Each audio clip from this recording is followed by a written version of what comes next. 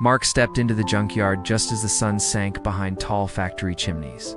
The sky was painted orange and pink. He paused at the entrance and took a deep breath. The air smelled of oil, metal, and old rubber. Ow. All around him lay piles of broken cars, rusted frames, and shattered windows. To some, it was a graveyard of machines. To Mark, it was full of hidden promise. He walked slowly between stacks of scrap. His boots crunched on broken glass and loose bolts. Every piece of metal told a story. A dented door whispered of a crash. A bent axle spoke of a chase gone wrong.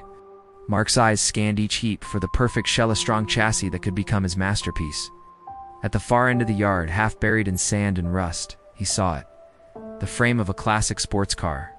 It had no wheels or engine, but its curves were still bold. Even under years of decay, it looked ready to run.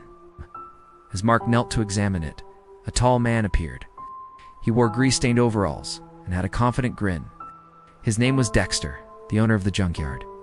He moved with the ease of someone who knew every bolt and beam in this place. "Looking for something special?" Dexter asked, voice calm but strong. Mark rose and met his gaze. "I need a strong chassis, what no one else wants," he said, his voice steady. Dexter laughed, a low sound that echoed among the metal stacks. "Strong frames are rare. Why should I give you that one?" Mark reached into his jacket and pulled out a thick envelope. He held it out. 30,000 in cash. No checks, no promises, just cash.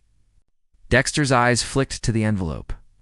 He knew that amount could buy him a month's worth of rare parts. He studied Mark's face, searching for a bluff. Mark held his gaze and did not flinch. Finally, Dexter nodded. "Follow me," Dexter said, turning toward the deeper parts of the yard. They weaved through twisted bodies and overgrown weeds. Ow. The sun was low now, and long shadows stretched across the ground. Mark's heart raced with excitement and fear. He had staked all his savings on this moment. If he lost this deal, his dream would end here among the wrecks. At last, they reached a secluded area guarded by a rusty gate. Behind it stood the frame Mark had seen. Dexter ran a hand along its weathered fender. "I found this a month ago. No engine, no wheels, but the frame is solid. You can build something amazing here." Mark crouched beside the chassis and traced the lines with his fingers. Could almost feel the original paint under the rust. He imagined a roaring engine under the hood, the roar so loud it would shake the earth. He pictured the speedometer trembling at 300 miles per hour. His breath caught at the thought. "How much more?" Mark asked, keeping his voice even. Dexter's grin turned sly. 10 more grand up front," he said, "or I keep it." Mark's stomach tightened. 40,000 was everything he had. Cow. If he paid now, he would have nothing left for parts or fuel. But without this frame, he had nothing at all. He closed his eyes for a second, then opened them with resolve. 30 now, Mark said, handing over the envelope. 10 after my first test run.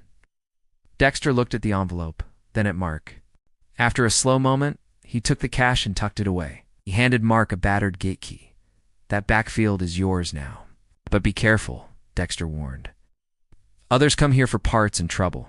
Keep your eyes open." Mark nodded and slipped the key into his pocket. He walked through the gate and into a small clearing. In the center stood the chassis, propped on wooden blocks. A single workbench sat under a flickering light. This was his space, his blank canvas. He set down his backpack and opened it. Inside were his tools, a heavy wrench, a welder's torch, and blueprints scrawled on paper. He laid the blueprints flat on the bench, showed his plan, stripped the old frame, reinforced the rails, add a custom suspension, and install a prototype jet engine hidden somewhere in the yard. Mark paused. Ow. The yard seemed to grow quiet, as if it watched him work. He rolled up his sleeves and snapped on his gloves. First, he would strip the frame of any loose bolts and damaged panels. Then, he would shape the metal to his design. One step at a time, he would rebuild this rusted skeleton into a bullet of steel. He reached for his wrench and began loosening the rear bolts. Each click echoed in the silent yard. He set each panel aside carefully, sorting parts into neat piles. As he worked, the last workers of the day left, their footsteps fading. Only the hum of a distant generator remained. Suddenly, Mark heard voices outside the clearing. He looked up sharply. Through the narrow gap under the gate, he saw 3 men in black leather jackets. He recognized their tattoos. The sign of the Torque Crew, a rival gang known for stealing high-end builds. His heart hammered. The leader, a burly man with a scar across his forehead, stepped forward. "Nice frame," he said, voice rough. "Is planning to race it or scrap it for parts?" Mark stood and wiped his hands on his jeans. "I bought it fair and square," he said, trying to keep his voice calm. The scarred man laughed and signaled his crew. He closed in, circling Mark like wolves. Mark felt a cold sweat on his back. He could fight, but against 3 of them, in this open space, he would lose. He kept his hands visible and spoke clearly. "Dexter is watching," he said. "You don't want to start trouble here." The mention of Dexter gave him a lifeline. The Torque Crew knew Dexter's word was law in this yard. The leader hesitated, looking at the gate behind Mark, as if picturing Dexter's shadow looming there. After a tense moment, the leader shrugged. "This isn't over, racer," he spat. With that, he and his crew melted into the dusk, their laughter echoing off the metal. Mark exhaled and sank against the bench. His hands shook, but relief washed over him. The frame was safe for now. He tightened a loose bolt on the seat mount, his resolve stronger than ever. Tonight he had won a gamble worth $40,000. But this was only the beginning. Tomorrow he would return with fresh eyes and new parts. He would reinforce the rails and test the engine mounts. He would build a car the world had never seen. He packed away his tools, switched off the light, and locked the gate behind him. As he walked back through the maze of scrap, the yard seemed to nod in approval. Mark knew that when this chassis roared to life, it would carry more than an engine. It would carry his dream and his name into the fast lane of legend. Before dawn, Mark slipped back into the scrapyard. The sky was still dark, and only a few lamps flickered. He carried a rolled set of blueprints under one arm and a steaming thermos of coffee in the other. The air smelled of damp metal and oil. His boots made soft crunching sounds on gravel as he walked to the back field. On the workbench lay the chassis he had claimed from Dexter. Mark unrolled the blueprints and smoothed them flat. The drawings were precise. A compact jet turbine cradle that fit snugly between the front strut towers. Custom fuel lines routed under the floor pan, and a reinforced subframe to handle massive torque.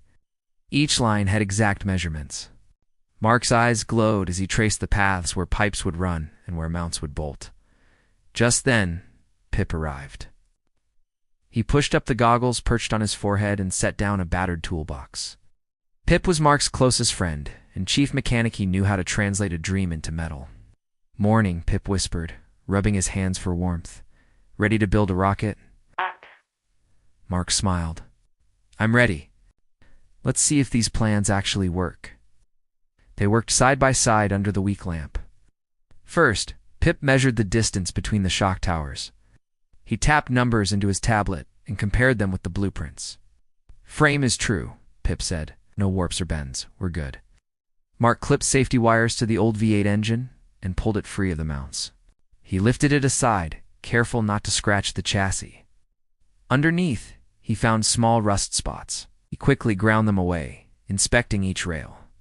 "Clean rails," Mark said, wiping metal dust from his gloves. "Time to weld in the turbine cradle." Pip handed him pre-cut steel plates. Mark lined them up and clamped them in place. With a deep breath, he struck the arc welder's handle. Sparks flew in orange showers. Each bead of weld joined cradle to frame. The light from the arc reflected in Pip's goggles. The sound hummed a steady beat of creation. When the main cradle was secure, Mark stepped back and wiped sweat from his brow. The cradle looked strong, like 2 steel arms holding the future engine. "Nice work," Pip said. "Now for the fuel system." They moved to the rear of the chassis, where the old trunk had been removed. Mark fitted a rectangular fuel tank in its place. He bolted it to the floor with rubber dampers to reduce vibration. Pip cut and flared stainless steel fuel lines, running them along the chassis side rails. Mark threaded the hoses under the bench, clipping them into insulated holders. Each clip was placed to avoid sharp edges and heat from the exhaust. When the lines reached the firewall, Pip soldered a quick disconnect fitting so they could remove the engine easily later. As the morning light grew, they paused for coffee. Pip sipped from the thermos, eyes bright. "If this works, we'll We'll hit 300 flat. Mark nodded. But we need that final part, the custom turbine housing. Pip frowned. Dexter asked for the 10 grand early. He'll never let us near those blueprints again. Mark sipped his coffee and stared at the sketches. The housing design had come from Dexter safe. He had made Dexter talk for hours to hand over that file. Someone wanted to shut down their build. Just then, Mark's phone buzzed. He checked it and saw a text. Meet me at the North Dock, midnight. Don't bring anyone. No sender. Mark's heart sank. It could be Silas, the crime lord, or someone from the torque crew. Pip noticed his change in mood. What's up, Mark? Slipped the phone into his pocket. No idea, but I have to go. Pip looked uneasy. Should I come? Mark shook his head. No, too risky. I'll handle this. By midday, Mark gathered his cash and drove into town. He left the chassis under the flickering yard lamp. He trusted Pip to guard it. The road to the docks wound past empty warehouses and broken streetlights. The air here smelled of salt and decay. At the North Dock, a lone crane towered against the sky. Mark parked his truck under its shadow. He climbed out and walked along the rusted rail tracks. His boots echoed on metal. He spotted a dark shape by a shipping container. A tall man stepped forward, arms crossed. It was Dexter. The junkyard owner's grease-stained overalls were clean, and his grin was tight. Thought you'd skip town, Dexter said quietly. Mark frowned. What's this about? Dexter held up a slim folder. Your plans? He tossed it to Mark. Mark caught it and opened it. Inside were photocopies of their blueprints, every weld, every line. How did you? Mark's voice trailed off in disbelief. Dexter's grin turned cold. I sold these to someone who paid more. Now they know exactly how to build this engine. You're not the only racer in town. Mark's pulse raced. Dexter reached into his pocket and pulled out an envelope. Here's your 10 grand back. I'm done helping you. Mark clutched the money, but felt a hollow ache. Thought the housing they couldn't finish. Thought the blueprints anyone could build the same car. Why? Mark asked, voice tight. Dexter's eyes were hard. I make my money selling parts, not customers who think they're special. Your deal's off. Before Mark could react, Dexter turned and walked back toward the truck. Mark stood frozen. The photocopies fluttered in the breeze, showing every detail of their hard work. Anger ignited in Mark's chest. He stuffed the copies and cash into his jacket. He would not give up. He tightened his jaw and looked toward the horizon where the scrapyard lay. Pip was waiting. They would fight this betrayal. They would build the job themselves, even if it cost their last dollar. As Mark walked back to his truck, he heard distant footsteps. He spun around, but the dock was empty. Only the waves lapped against the pilings. The photocopies in his pocket felt like a challenge. Someone wanted to steal his dream. Mark slid into the driver's seat, slammed the door, and sped away. The engine's roar echoed in the night, carrying his vow. He would not let anyone steal his future. Cliffhanger. Back in the shadows near the scrapyard, a pair of glowing headlights cut through the dark two cars racing toward Mark's workbench, engines screaming. Someone was coming to finish what Dexter had started. Before sunrise, Mark crept back into the junkyard clearing. The air was cold and damp. Only a single lamp above the workbench glowed, its light flickering across the bare chassis. He carried the recovered turbine housing and a heavy toolbox. His breath formed clouds in the pale light. Pip arrived moments later, carrying a stack of metal plates and a coil of stainless steel tubing. He pushed his hood back and smiled. Ready to wake the beast? He whispered. Mark nodded. Let's make this frame a rocket. I set the turbine housing between the front strut towers, fit snugly, but needed precise alignment. Pip measured twice and marked the frame with chalk. Center it here, he said, pointing at 2 lines. If it's off by even a millimeter, the shaft will vibrate at high RPM. Mark crouched and clamped the housing in place. He ran a bead of weld along the bottom flange. Sparks flew in bright arcs as the steel joined. The hum of the arc welder filled the silent yard.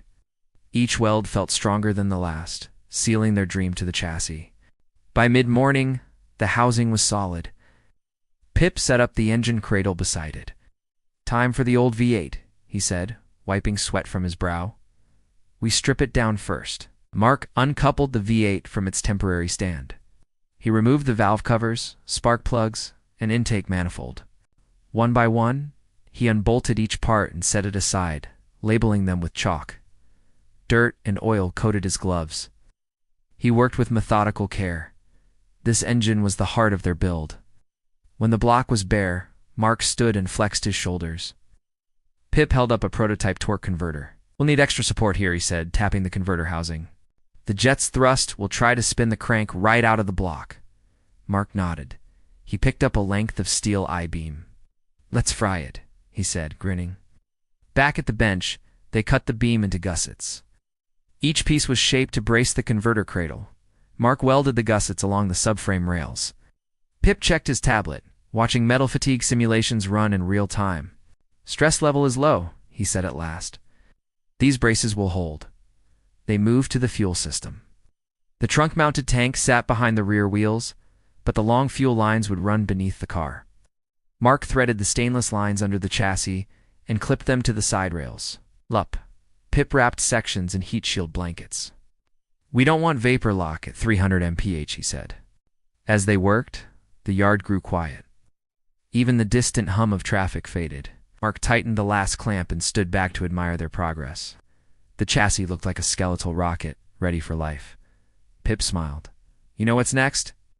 Mark picked up the ECU Boxan electronic control unit that would manage both engines. "Test start." Pip shook his head. "First, sensors.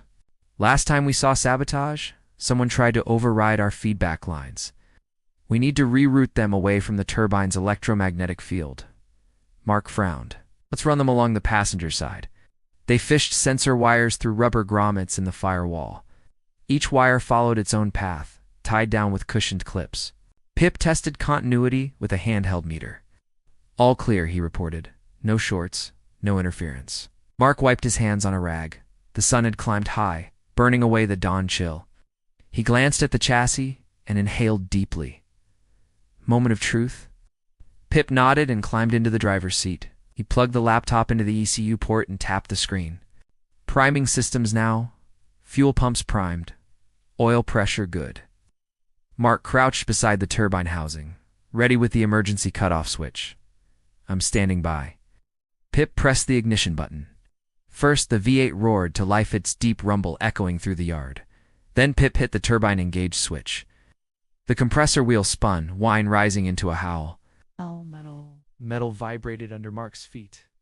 A thin haze of exhaust drifted from the side vents. Pip's face glowed in the cockpit light. "It's alive." Suddenly, an alarm beeped on the laptop. A bright red warning flashed. Tactile feedback spike detected. Pip's eyes widened. Converter torque spiked to 150%. "We're overloading." Mark slammed the emergency switch. The turbine died instantly, the whine cut off like a snapped string.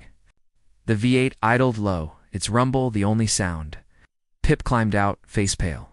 Sensor must have glitched, or someone interfered again. Mark studied the housing. Heat had blistered the paint. "Sensors are fine.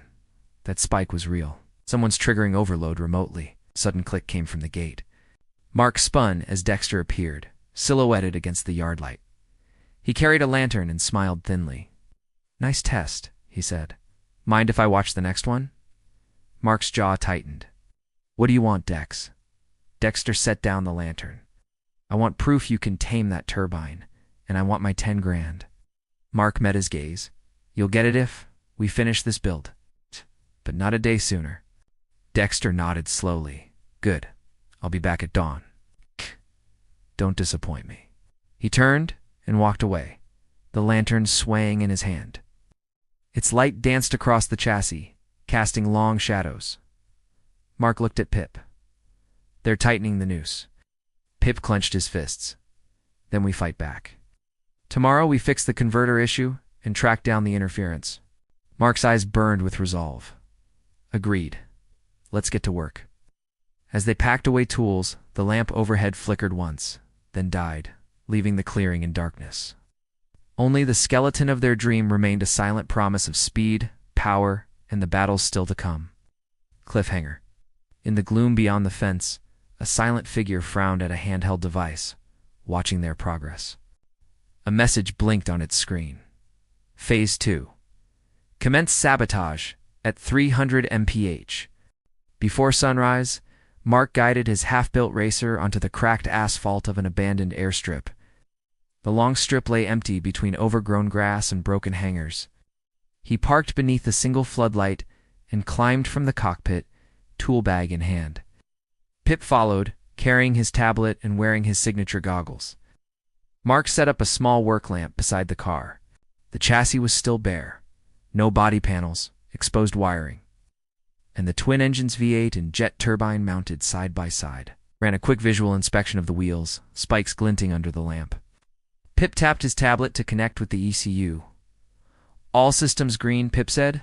Oil pressure steady. Fuel lines hold. Sensors are clear. Mark nodded.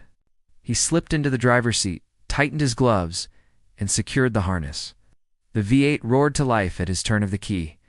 He pressed the turbine engage button.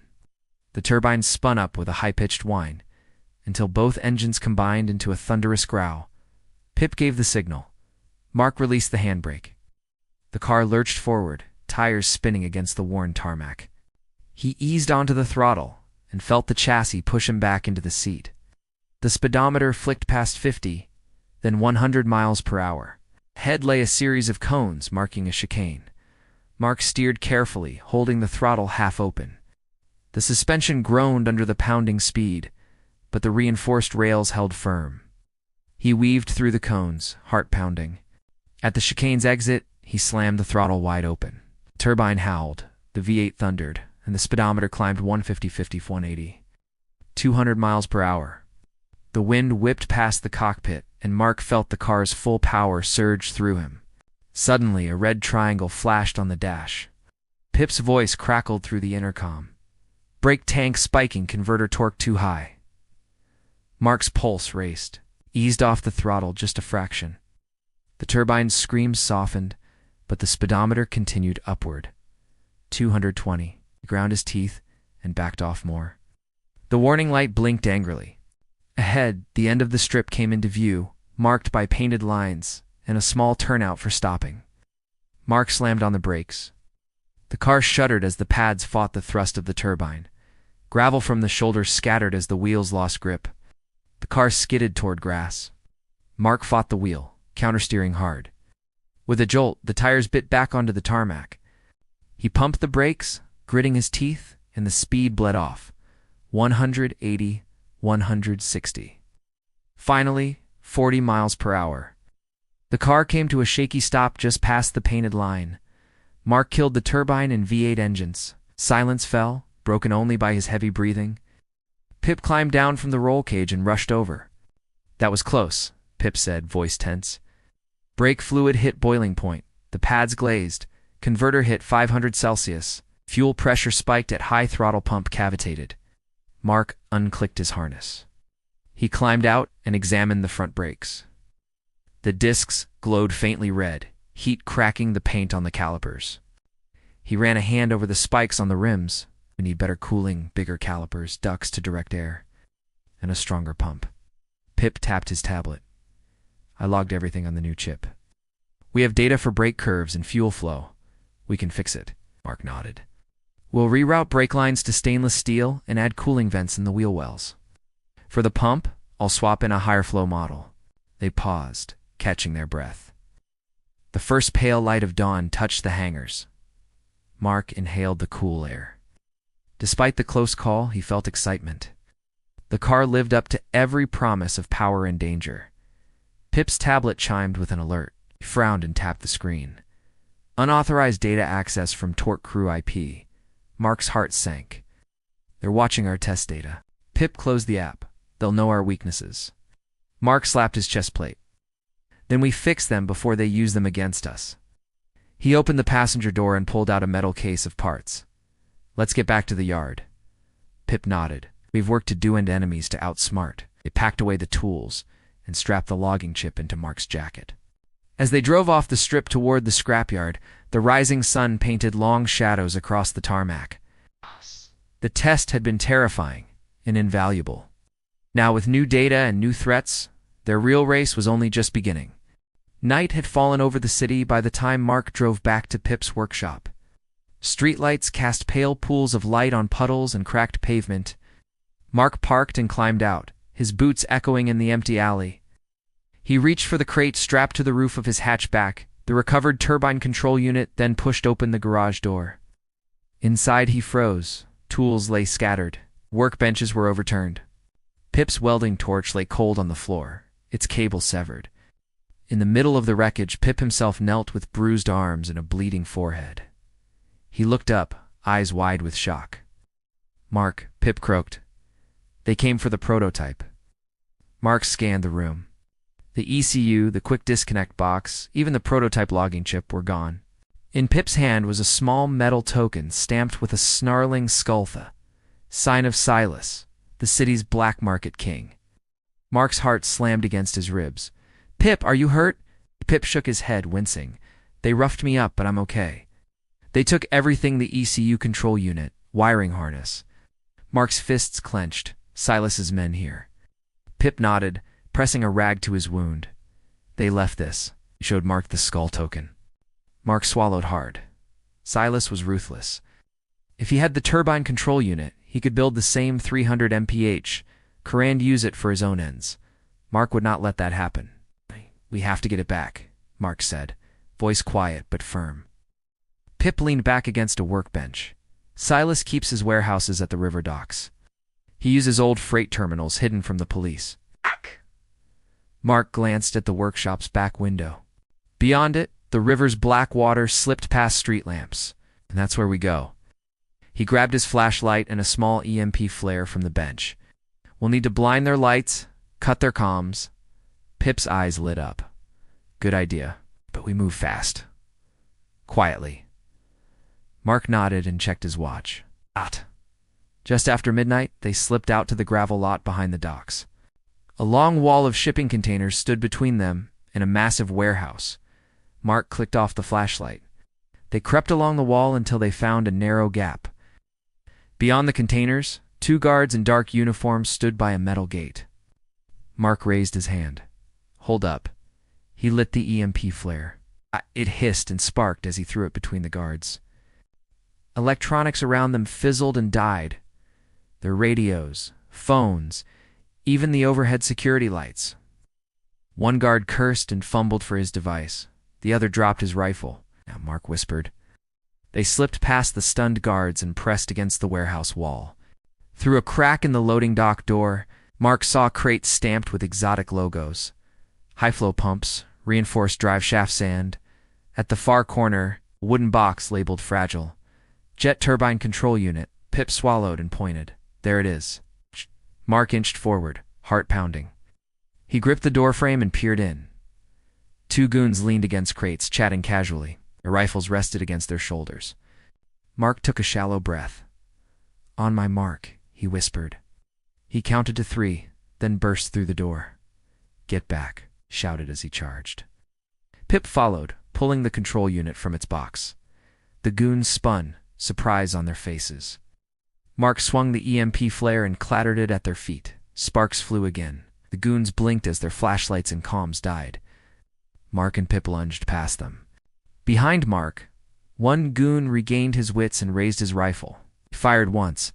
The bullet whined past Mark's ear. Mark dove, pulling Pip into a roll. Pip's backpack yanked the control unit against his back. They scrambled out, crashing through the loading dock door and into the gravel yard. Mark sprinted, breathing hard. Beyond them, the warehouse lights flickered back on, and alarms began to blare. They reached the gate only to find it padlocked. Mark's jaw clenched. "We can't stop." He spotted a broken section of wall nearby, rusted steel bars bent aside. "This way." They slipped through the gap. Behind them, Silas's guards poured out of the warehouse, rifles raised. Mark raced toward Pip's hatchback.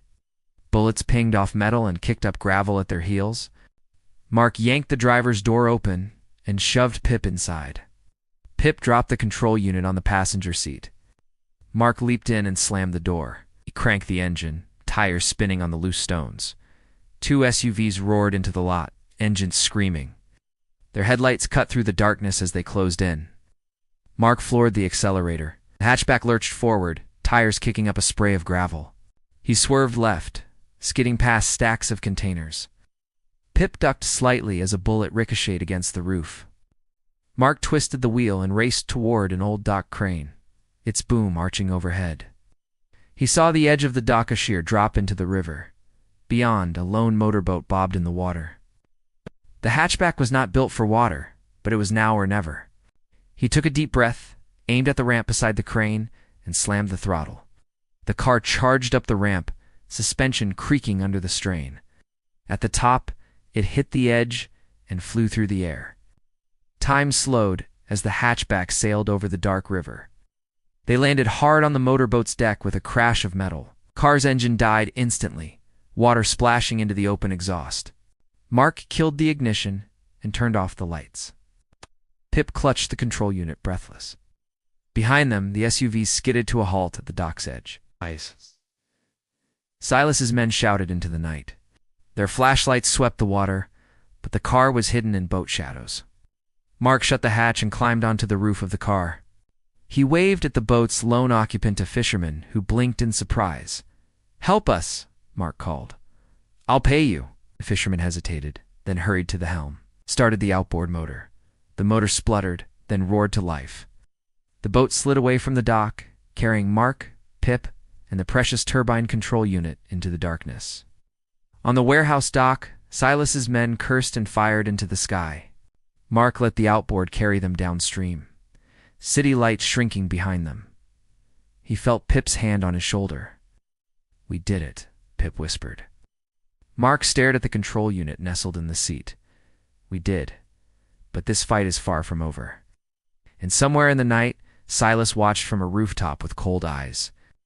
The underworld's king had lost tonight, but he would strike back soon. Mark knew the real war had just begun. Mark and Pip worked non-stop for the next 3 days. After escaping Silas and recovering the stolen turbine control unit, there was no time to relax. They had to finish the build before Silas could strike again, or worse, copy their design. In the scrapyard workshop, sparks flew as Mark welded new titanium braces onto the rear chassis. Pip fine-tuned the upgraded ECU, the screen of his tablet glowing with numbers and charts. Mark wiped sweat from his brow. "The turbine's finally stable," he said. "But we need to test the traction control. The rear wheels almost lifted last time." Pip didn't answer. He was staring at his tablet, expression tight. Mark frowned. "What's wrong?" Pip hesitated. "There's a new data ping. Someone's trying to access our build logs again." Mark rushed to his terminal and checked the logs. Same IP. "Torque crew." Pip nodded. "It's more aggressive this time. They're not just spying. They're downloading everything." Mark's fists clenched. "Only one person had access to our build notes besides us." Pip said it out loud. Dax. Dax had been Mark's old friend. Once part of the same garage crew, but after Mark refused to join Torque Crew, a racing gang backed by shady sponsors, Dax left and vanished. Now he was back working with them. Mark looked at the workshop door, anger rising in his chest. "I gave him everything. My tools, my knowledge. Taught him how to build." Pip sighed. "He's using it against you now." Mark shook his head. "Then we take it back." That night, Mark drove alone to the city's underground tuning scene. Beneath a highway overpass, dozens of custom racers sat under buzzing neon lights. Music thumped from open trunks. Sparks flew as someone tuned a nitrous intake on the hood of a chrome-plated drift car. Mark walked past the crowd. People moved aside when they saw him. His name still meant something here. He spotted Dax leaning against a matte black muscle car with red neon underglow. He wore sunglasses, at night, and had a Torque Crew patch on his jacket. "Mark," Dax said coolly. "Didn't think you'd show up." Mark stood firm.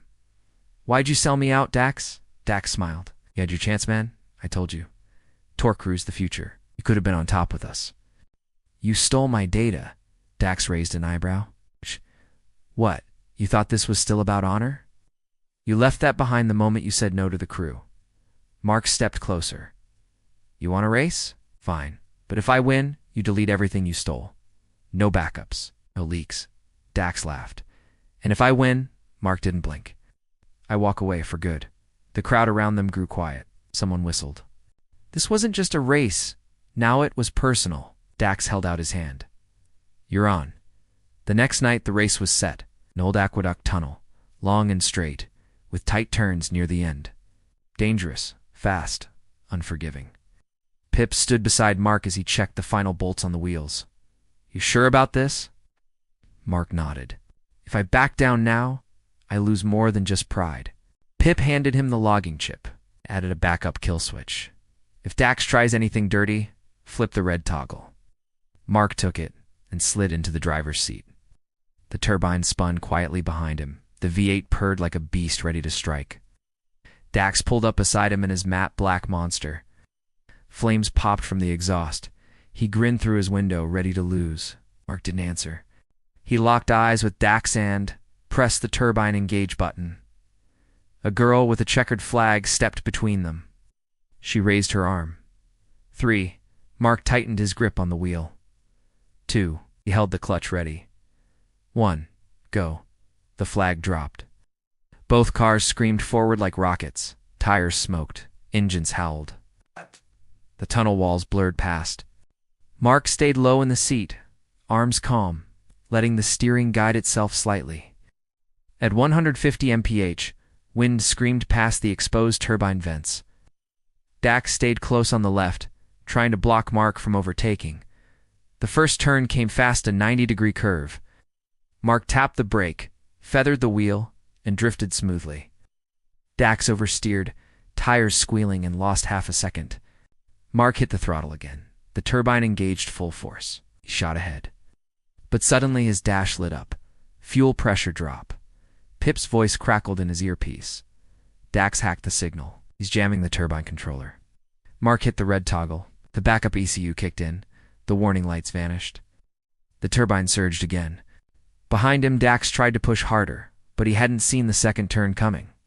Mark leaned into it, brake drifted the curve, and launched out of the corner. Dax clipped the wall, sparks flying.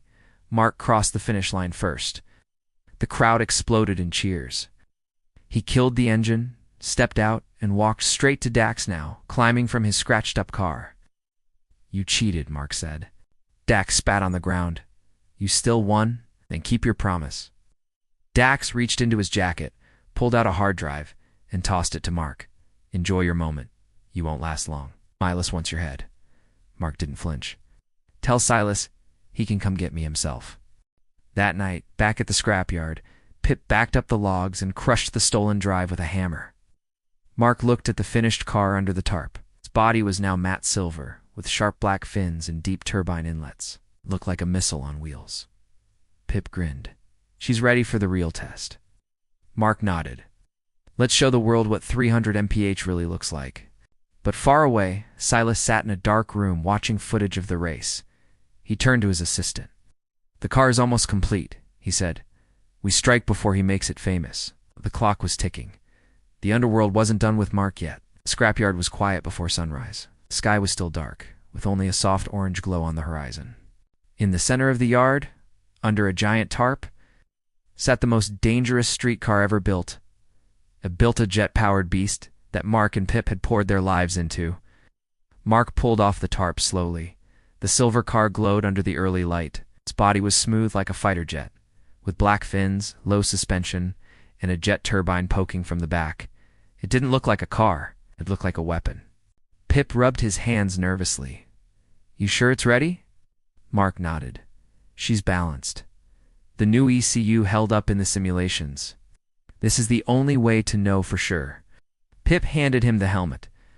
"If you hit 300 mph today, every racer in the city will know your name." Mark didn't care about fame, just wanted to prove that he could build something no one else could.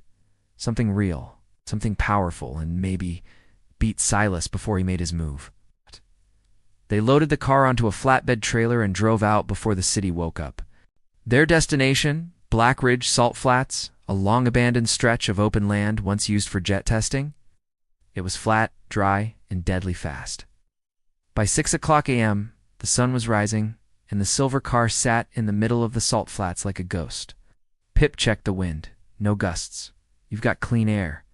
Mark climbed into the driver's seat and pulled the door shut. Inside, the cockpit was tight. Just a steering wheel, a boost gauge, and a turbine pressure meter. Pip's voice came over the radio. "Systems are green. Pressure at 80%. Throttle response is clean. Mark took a deep breath and pressed the ignition. Vroom. The engine roared to life. The turbine screamed behind him. The ground beneath the car trembled. Engaging first gear, Mark said. We go. He eased the throttle, and the car rolled forward. At 40 mph, it felt stable. At 80, it hugged the salt flat like glue. At 120, the turbine spooled fully, and then the world changed. The boost hit. Mark was slammed back in his seat. The car rocketed forward like a missile. The salt blurred beneath him. He hit 160 mph in seconds. Pip's voice came through the headset. All systems holding. You're at 180. 190. 200. Mark's eyes stayed focused. His hands gripped the wheel. The car began to float slightly, barely touching the ground. But the downforce held. 220. 240. Mark checked the pressure gauge. It was rising fast. The turbine hissed like a monster. 260. The car began to shake. Just a little. The front left tire pulled ever so slightly. Mark corrected, holding the line. 280. His heart pounded. He was flying. 295. 298. 299. The pressure hit red. Mark shouted, full boost. Slammed the final switch. Boom! The car screamed past the 300 mark. 302. 305, Pip shouted. You did it. You hit 305. Mark eased off, the turbine cooling slowly. He let the car coast, rolling to a stop nearly 2 miles down the track. He stepped out slowly. His legs shook from the adrenaline.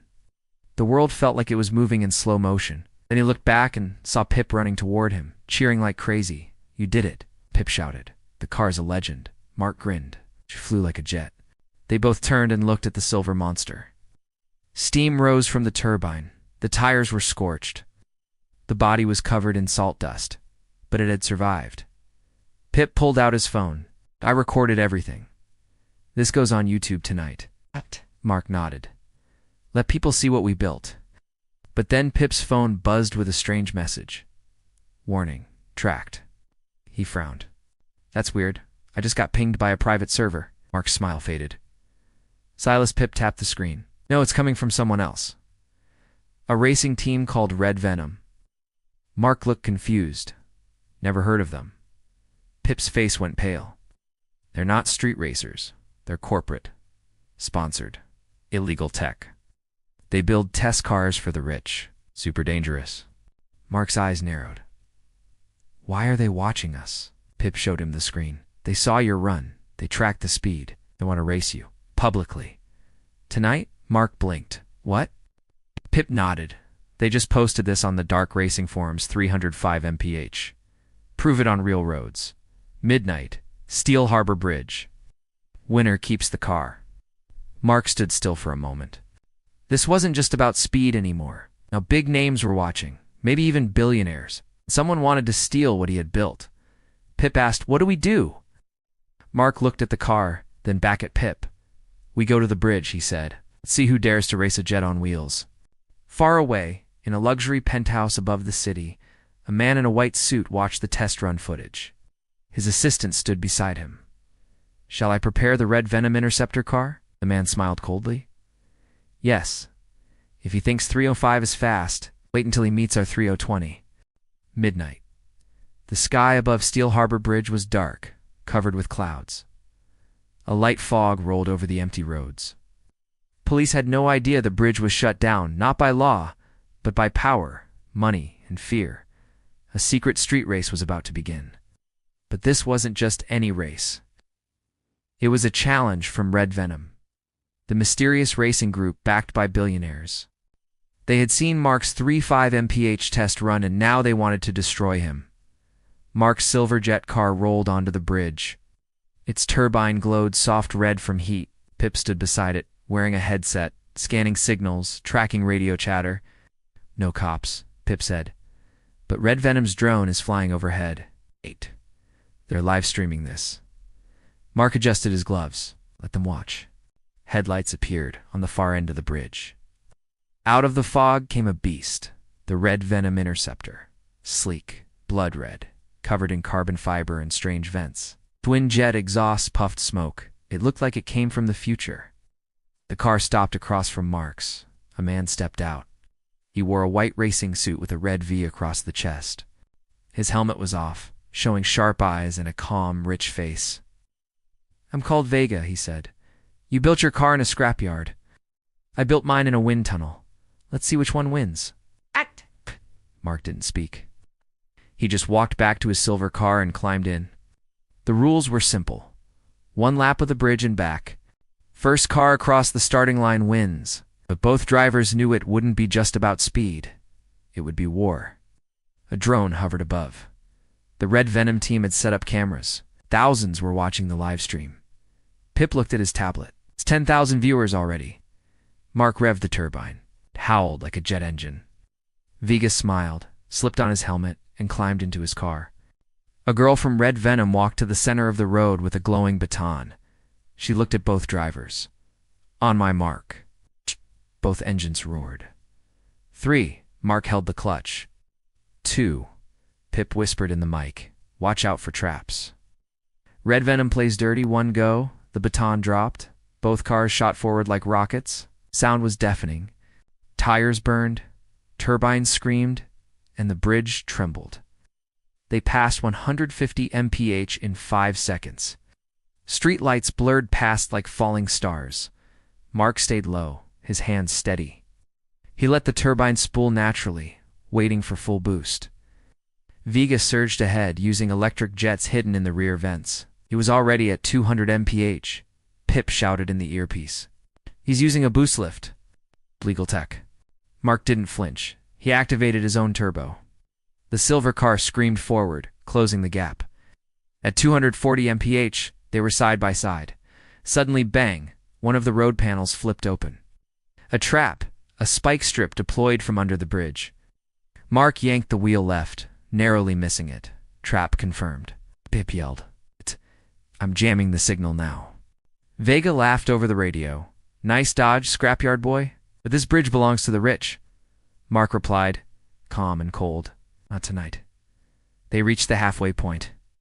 Mark hit 280 mph, turbine glowing bright. Vega hit 290.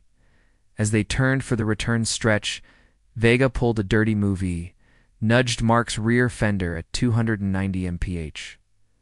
The silver car wobbled. Mark fought the wheel. Any mistake here meant death. He tapped the brakes, shifted balance, and restabilized. Then came the straightaway. Mark pressed the final switch. Turbine max. The car launched forward, pushing 310 mph. The world blurred into streaks of white. Activating a second boost hidden in his car's underbody. His engine screamed unnaturally loud. Pip shouted, "He's overheating. He's trying to push 320. Mark focused. No fear, just control. The finish line was near. 500 meters, 400, 300. Then pop. Vega's left turbine failed. Flames burst from his rear vents. His car jerked violently, spinning out. Mark passed him like a lightning bolt. He crossed the finish line at 312 mph. The crowd watching online went wild. The drone feed cut off instantly. Red Venom's servers crashed. Mark slowed to a stop. His car hissed and smoked, but it had survived. Vega's car spun to a stop near the edge of the bridge. Sparks flew. But no one was hurt. Pip ran to Mark, laughing. "We did it. You beat a car worth $10 million? Mark stepped out, breathing hard. He looked across the bridge at Vega. The Red Venom driver removed his helmet slowly. He looked shocked, angry, but also impressed. He walked up to Mark. "You won. I don't know how, but you did." Mark didn't answer. He simply said, "I built it with my hands. That's how." Later that night, back at the scrapyard, Pip posted the race video. Within hours, it hit 1 million views. Mark's phone buzzed. A message appeared from a private number. Impressive. Now it's my turn. Silas Mark stared at the message, then looked at the turbine. "Get some rest," he told Pip. "The final race is coming." The race against Red Venom had made Mark a legend. Overnight, millions watched the video of his silver jet car flying past 300 mph on Steel Harbor Bridge. People couldn't believe it. Scrapyard mechanic had beaten a billion-dollar machine. Mark's name was all over racing forums, news blogs, and even TV channels. But Mark didn't care about fame, because one message had changed everything. Impressive. Now it's my turn. Silas. The next morning, the scrapyard was quiet. Pip was half asleep on a couch, still holding his laptop. Mark stood in front of the car, staring at the turbine. The machine had taken them further than they ever imagined, but it wasn't finished yet. Silas was coming. Pip woke up and rubbed his eyes. You saw the message? Mark nodded. He waited until we were famous. Now he wants to make his move. Pip looked serious. You think it's just a race? Or something worse? Mark's voice was low. Silas doesn't race to win. He races to destroy. That afternoon, an old pickup truck rolled into the scrapyard. Its paint was faded, and its tires were bald. Mark narrowed his eyes. He recognized that sound. The door opened and out stepped Donnie, Mark's old garage partner. Pip raised an eyebrow. Who's this guy, Mark? Didn't smile. Someone I used to trust. Donnie walked up slowly. Long time, brother. Mark crossed his arms. What do you want? Donnie sighed. I came to warn you. Silas is serious. He's building a car that's not meant for racing. It's meant for war. Hey. Mark stayed quiet. Donnie looked around the scrapyard. You've done well. It's better than I expected. But Silas, he hasn't forgiven you. Pip stepped in. Forgiven him. For what? Donnie looked at Mark, then spoke softly. You never told him, huh? Mark clenched his jaw. Pip asked again. Told me what? Mark finally spoke. His voice was heavy. Silas and I, we were part of the same crew.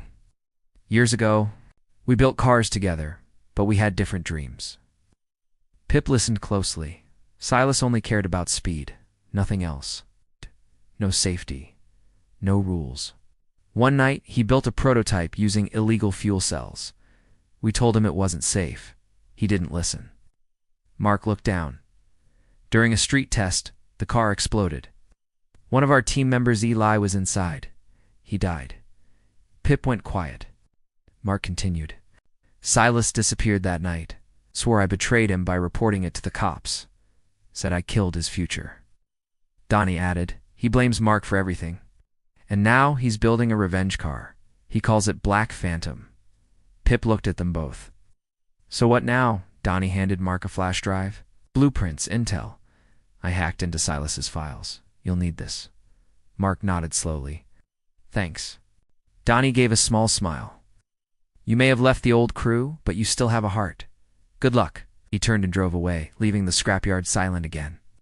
That night, Mark and Pip loaded the flash drive into the laptop. The files showed photos, engine designs, and a test video of the Black Phantom. Pip's eyes widened. He's using stolen military tech. Pulse turbines. Reinforced armor. This thing can't just go fast. It can crush cars. Mark stared at the screen. One line caught his attention. Top speed goal, 330 mph. Pip shook his head. That's suicide. No street tire can survive that, Mark whispered. He doesn't care if he survives. Pip looked at Mark. What are we gonna do? Mark stood up and walked to the car. We upgrade. I won last time. He opened the hood and pointed. We replaced the turbine with twin cores. Add heat shields. Reinforce the frame, and he walked to an old shipping crate. Inside was a strange part round, heavy and glowing faintly. Pip asked, Is that? A hydrogen compressor. Mark nodded. Salvaged it from a wreck last year. Never thought I'd use it. Pip's eyes lit up. Hydrogen turbine boost. It's insane. Mark smiled slightly. Exactly. For the next 48 hours, they worked non-stop. They stripped the car to its bones and rebuilt it stronger than ever. Twin turbine cores, reinforced chassis, heat-protective glass, and a secret weapon. The hydrogen booster, a controlled pulse system that gave a 10-second burst of unstoppable acceleration. They didn't sleep. They didn't stop. By the end of the second night, the silver car was no longer just a jet on wheels. It was a rocket. Just before dawn, Pip checked the news. A headline flashed. Silas returns. Final race set for tomorrow night, location unknown. Pip looked at Mark. He's setting the terms. Like always, Mark picked up his phone. A new message had arrived. One line. You took everything from me. Now I take your legacy. Final race, death mile, midnight. Mark stared at the words, then whispered, "Let's finish this." It was midnight, an old desert highway, once used for military tests, now silent under the stars. Locals called it Death Mile, 10 miles of cracked asphalt. Sharp turns, broken fences, and long-forgotten landmines buried under the sand. Tonight, it would be the battlefield for the final race. Mark stood beside his upgraded Silverjet car. The twin turbines hummed softly, glowing blue. The hydrogen booster was armed. Pip checked the diagnostics one last time. "All systems green," Pip said. "But listen, this road is cursed." I traced the map. It used to be a missile testing range. Mines, old traps, even underground heat sensors. Mark didn't blink, so that's why Silas chose it. Suddenly, the silence broke. A black transport truck rolled over the hill. The headlights were red, stopped at the far end of the road. The trailer opened, and out rolled a monster, the Black Phantom. Jet black, armor-plated 4 wheels, but it looked like a tank mixed with a Formula One car. The body was shaped like a stealth fighter, no lights, just shadows and power. Silas stepped out. He wore a black fire suit with no logos. His helmet was shaped like a skull. Mark watched silently. Silas walked forward and spoke through a voice modulator. "You built speed. I built death. Let's race." Mark replied, "You'll crash your own future again." Silas just smiled behind the helmet. "Let's see who burns first. The rules. 1 road, 10 miles. First to the end wins. No rules, no safety, no turning back." A red Venom drone flew above, streaming the race live again. Over 2 million people were watching. Pip whispered into Mark's mic, "We've come too far, man. Be smart. If it gets crazy, don't chase him, just finish." Mark gripped the wheel. "He took everything from us. This ends now." The start lights blinked. Red, red, red, green. Both cars exploded forward. Mark's Silver Beast hit 200 mph in 5 seconds. The twin turbines screamed like thunder. The hydrogen chamber glowed under the hood. Silas's Black Phantom took off like a rocket, spraying gravel, flames shooting from hidden jets. It passed 230 mph instantly. The race was on. Mile 1 to 3. The first stretch was flat and fast. Both cars flew side by side. Drones couldn't keep up. Sky blurred. The desert wind howled. Suddenly, boom. Trap exploded near Mark's left tire. Sand shot into the air. Landmine. Pip screamed. "There live." Silas laughed through the radio. "Hope you're not scared of war?" Mark swerved, just missing a second explosion. He stayed focused. "Calm. Brake drift," Pip said. "Use the old rally trick." Mark tapped the brakes, swung sideways, and dodged another mine perfectly. Mile 4 to 6. The road curved sharply. Old fences lined the sides. Silas went wide, knocking over signs, kicking up dust clouds to blind Mark. "I can't see," Mark shouted. "Infrared on," Pip replied. Mark hit the switch. The windshield changed. A new view appeared. Thermal mode. He could see Silas clearly now. His engine was red hot. Mark accelerated. 250, 270, 290. Then Silas dropped a metal device behind him. It hit the road and exploded into spikes. Pip screamed, "EMP spike. Shut it down, go manual." Mark yanked the backup steering lever and dodged left. The spike scraped his tires but didn't pop them. "You okay?" Pip yelled. Mark said nothing. "Just press the hydrogen booster." Mile 7 to 9. The silver car howled with power.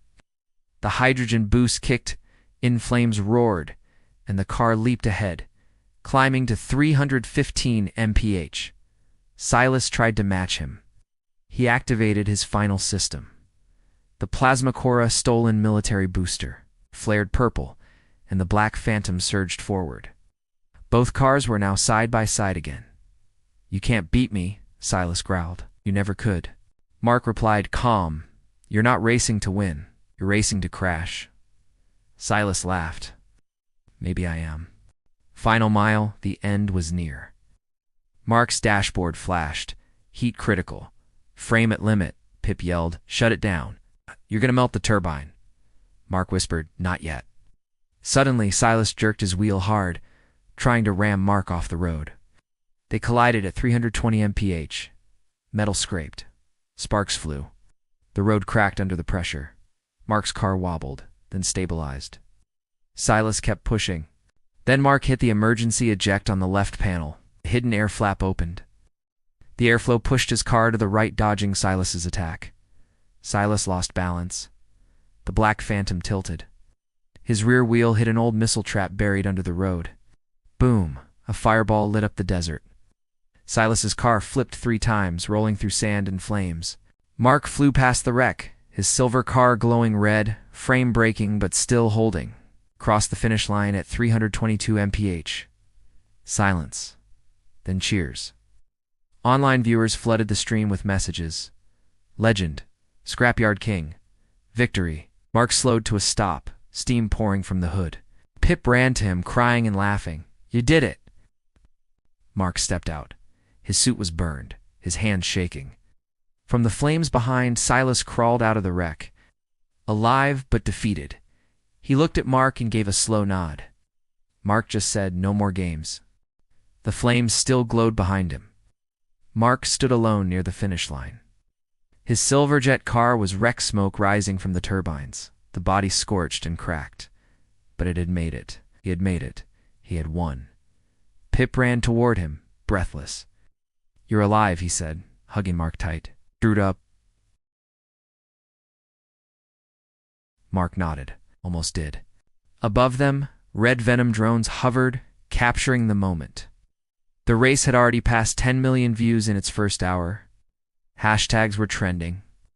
People were calling it the most intense street race ever. But Mark didn't care about the fame. He turned and looked at the burning remains of the Black Phantom.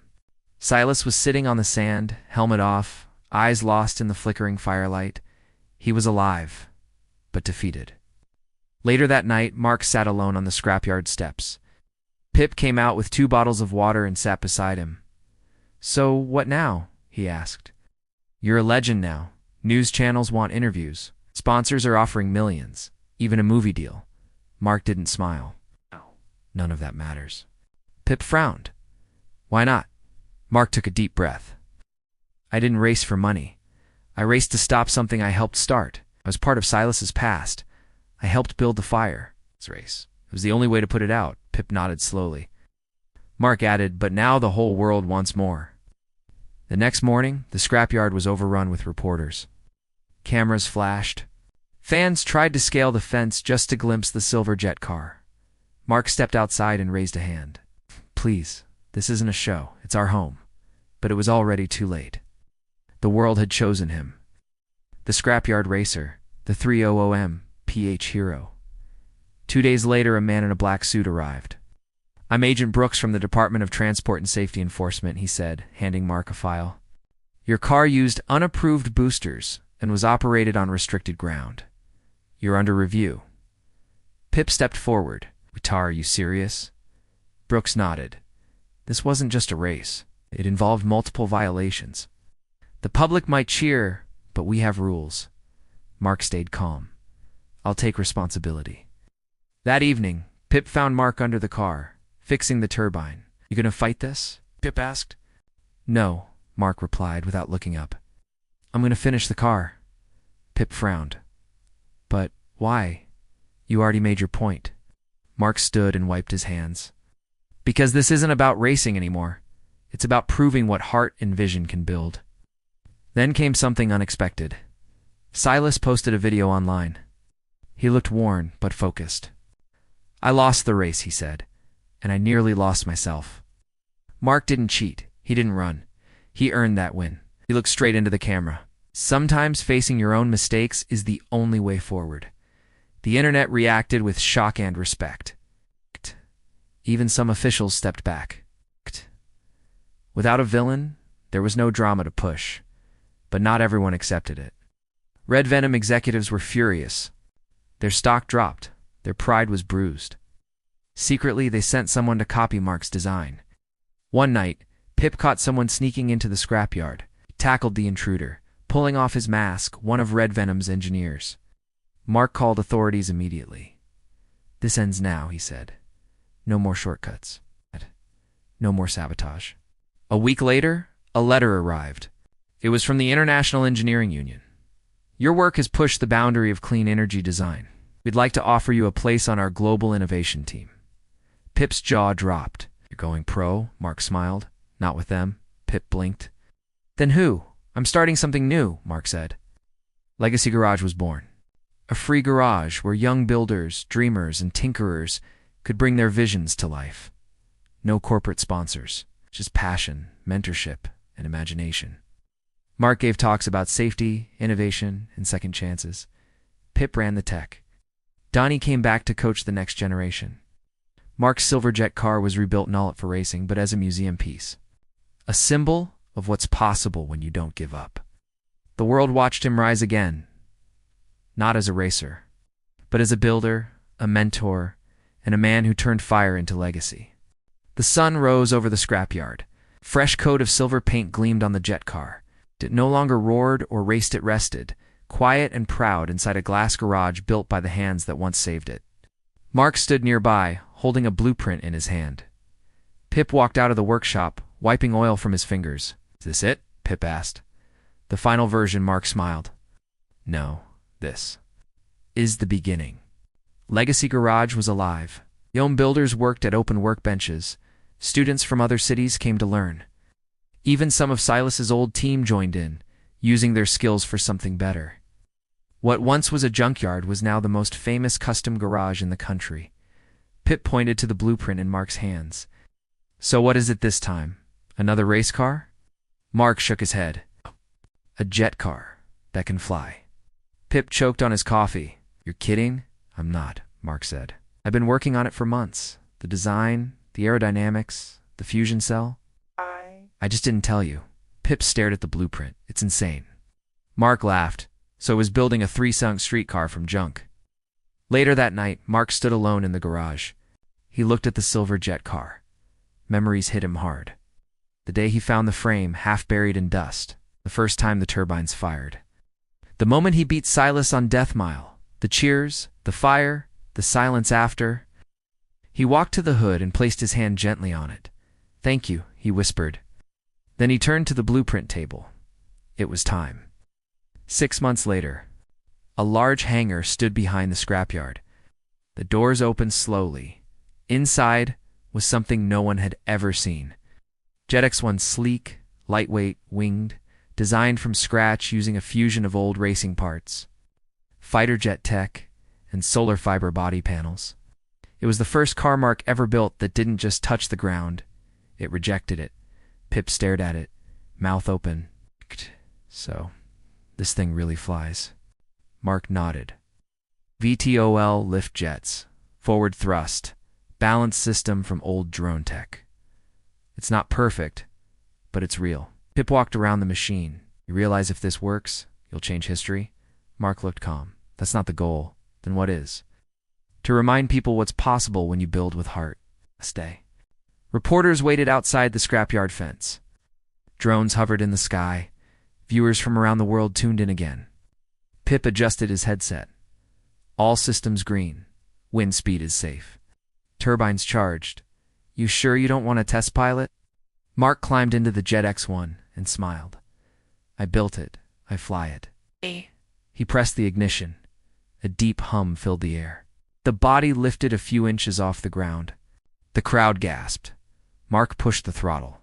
The Jet X1 rose higher and higher, then tilted forward, like a bird learning to fly. Then it soared. Over the desert, the machine flew smooth and sharp. Mark adjusted the wings, controlling it like a dream. Pip's voice came through the radio. You're stable at 500 feet. Speed at 200 knots. Mark spoke calmly. Feels like I'm still driving, just in the sky. Down below, people watched in silence. Then came cheers. Messages flooded the live stream again. Junkyard genius. This is the future. This guy should run NASA. But Mark didn't hear them. He was flying toward the sunrise. 1 week later, Mark gave his first major interview. A reporter asked him, "Do you think you're a hero now?" He shook his head. "No, I'm just a mechanic who refused to quit." "What's next for you?" she asked. Mark smiled. "There are other dreamers out there. Kids in sheds, in garages, building with broken tools and big ideas. I'm building a school for them, a place where they don't have to race death to be noticed. The legacy grows. Over time, Jet X1 was used to inspire schools, museums, and research labs. It wasn't just a machine, it was a symbol. The silver jet car was placed in the National Auto Hall of Fame, a plaque below read, "Built from scrap." Driven by courage, a machine that made the world believe again.